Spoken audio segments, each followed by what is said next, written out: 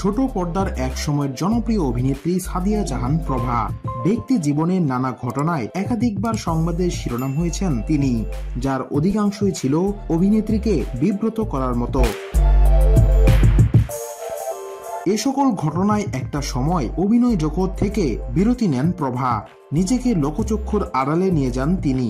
তবে সামাজিক যোগাযোগ মাধ্যমে বেশ সরব এই তারকা নিজের বিভিন্ন ভাবনা অনুভূতির কথা ভক্তদের সঙ্গে সেখানে শেয়ার করেন নিয়মিত।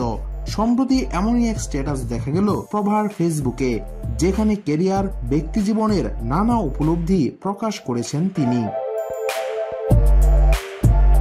সোমবার নিজের ফেসবুক অ্যাকাউন্টে দেওয়া সেই স্ট্যাটাসে প্রভা লিখেছেন, হয়তো আমি এখনো জানি না আমার এই জীবনে আমি ঠিক কি চাই, কিন্তু আমি সত্যিই জানি আমি কি চাই না।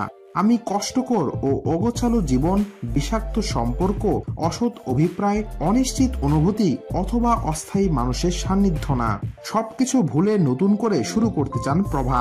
এমনটা উল্লেখ করে অভিনেত্রী লেখেন, ঘুমানোর আগে দুঃখের দিনে বা বেদনাদায়ক কোনো রাতে আমি আর কাঁদতে চাই না, আমি শুধু চাই সবকিছু ভুলে নতুন করে শুরু করতে। প্রভা আরো লেখেন, একজন অভিনয় শিল্পী হিসেবে বলতে পারি অনেক না বলা অভিযোগ, না বলা দুঃখ আছে, অনেক মানুষের দেওয়া অকারণ অপমান হজম করেছি। এসব কারণে আমি নিজেকে গুটিয়ে নিয়েছি। এই সেক্টরে আমি যখন কাজ করতে এসেছিলাম তখন মনে করেছিলাম পা ফেলতে হবে অনেক স্মার্টলি, এতটুকুই। মিডিয়াতে কাজ করলে মানুষের অনেক আজে বাজে কথা শুনতে হবে, এমনটা ভাবেননি প্রভা। অভিনেত্রীর ভাষায়, আমি একটা সময় নানা রকম পলিটিক্সের শিকার হব, মিডিয়াতে কাজ করলেই মেয়েটা খারাপ বা মেয়েটাকে অনেক কথা শুনতে হবে এমনটা ভাবিনি। আরো কিছু বিষয় আছে। উল্লেখ্য 2005 সালে মডেল হিসেবে যাত্রা শুরু করেন প্রভা।